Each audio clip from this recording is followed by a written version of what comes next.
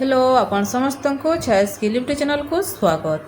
चलतु आज आम होली आसूची आग को तो होली पर स्पेशल गोटे स्वीट्स तैयारी करवा जोटा कि आपण मैंने जानीपे यहाँ हूँ मालपुआ।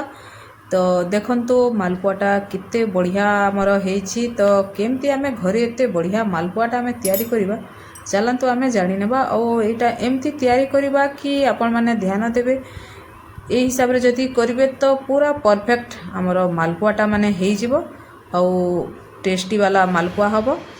तो प्रथमे आम कौन करवा गोटे कप मैदा देदेबा और गोटे कप देदेबा सुजीटा माने आम अधा नवा जोटा आम मैदा नहीं तार अधा नवा और आम बेकिंग सोडा गोटे चम्मच देदेबा और ताकू आम गोटे कप पानी देकी आम मिक्स करनवा।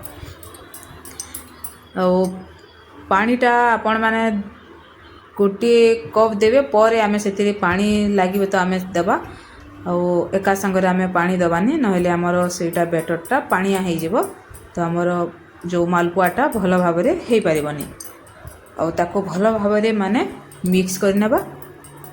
मिक्स करिकी ताको आम किसी समय पाई ढांकुणी देकी आम कवर करी रखीदबा। तो देखंतु आमर एबे माने पूरा मिक्स हो गलानी केते बढ़िया रे। तापर आम या 10 मिनट जाए आम ताको कवर देकी रखीदबा। तापर एबे चलत आम चाशनी तैयारी करवा। चाशनी रे आम 1.5 कप चीनी नहीं जाइछु और जो कप रे आम चीनी नहीं से कप रे आम 1.5 कप पानी देदेबा। चाशनीटा आमर माने गाढ़ा करवानी तो पानिया करवा से जेतिकी चीनी सेतिकी पानी दबा और आम ताकू माने तैयारी गुलाब जामुन जमती आम चाशनी तैयारी करथांतु सेमती आम से माने मालपुआरे भी करवा।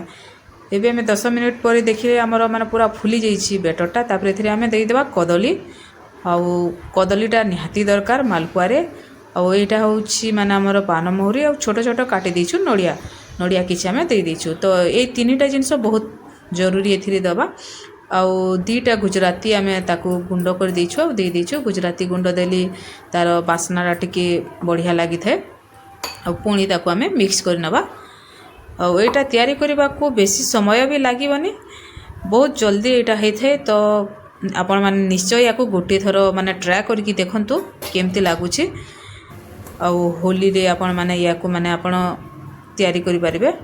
आमर चाशनी एबे हे गलानी रेडी देखंतु आम हाथ रे ताकू माने छुईले माने चप चप माने सेमती करछि बेसी माने सेटा तार भलिया चाशनी करिवेनी नले मालपुआटा भल हबनी। आमर तेल भी गरम हो गलानी तापर एथिरे आम देदेबा माने बेसी बड़ बड़ करबानी छोट हिसाब से हिसाब से आपण माने आपण को माने इच्छा अनुसार आपण माने देबे बाकी बड़ कले टिके बढ़िया हबनी। तो देखंतु एटा जेतेले आम चाशनी रे आसी जबो एटा आहुरी बड़ होई जबो सेति पई याकू बेसी बड़ करिवेनी। एबे देखा जाउची छोट हेले जेतेले आम चाशनी रे याकू दे देबा ना एटा माने पूरा बड़ होई जबो।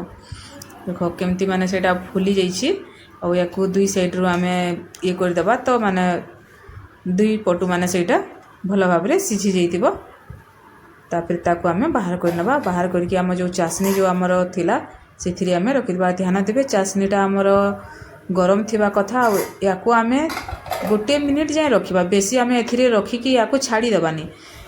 यहाँ को गोटे मिनिट रखिला पर या आम काढ़ी नबा पुणी माने अन्य माने छाड़ी जिते बेला आम छाणीबा ताकू पुणी देबा। और बेसी समय जदि आम रखिदेबा चाशनी रे तो यहाँ आमर से चाशनी रे बतुरी जीवो सेटा माने खंड खंड हो जीवो आमर गोटा होइकी मालपुआ बाहरिबनी।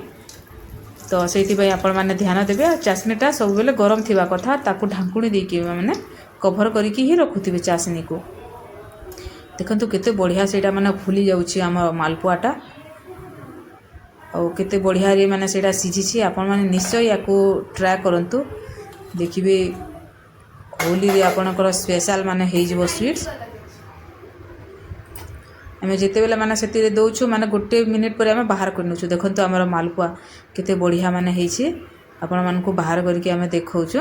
देखंतु माने केते देखिबा को जेमती सुंदर लागुचे ना खाइबा को भी एटा भी बहुत टेस्टी लागिता है। आ आपण माने जानथिबे आमर ओडिसा रे मालपुआ माने मिली थाए और सेटा आमर केते बढ़िया माने लागि थाए खाइबा को। तो आपण माने निश्चय होली रे याको माने तैयारी करंतु। देखंतु आमर मालपुआटा माने ଆଉ ଏଇଟା ଭିତରକୁ ପୁରା ରସଟା ବଢ଼ିଆ ଭାବରେ ଲାଗିଛି। ତ ଦେଖନ୍ତୁ ଆପଣମାନେ ଦେଖି ବି ପାରୁଥିବେ କେତେ ମାନେ ସଫ୍ଟ ମାନେ ସେଇଟା ହେଇଛି। ତ ଆପଣମାନେ ନିଶ୍ଚୟ ହୋଲିରେ ୟାକୁ ତିଆରି କରନ୍ତୁ, ବଢ଼ିଆ ସୁଇଟ୍ସ। ଆଉ ଦେଖନ୍ତୁ ଏଇଟା କେମିତି ମାନେ ଦେଖାଯାଉଛି, କେତେ ବଢ଼ିଆ ମାନେ ହେଇଛି। ଆଉ କେମିତି ଲାଗିଲା ଆପଣମାନେ ନିଶ୍ଚୟ ଜଣାଇବେ। Thank you.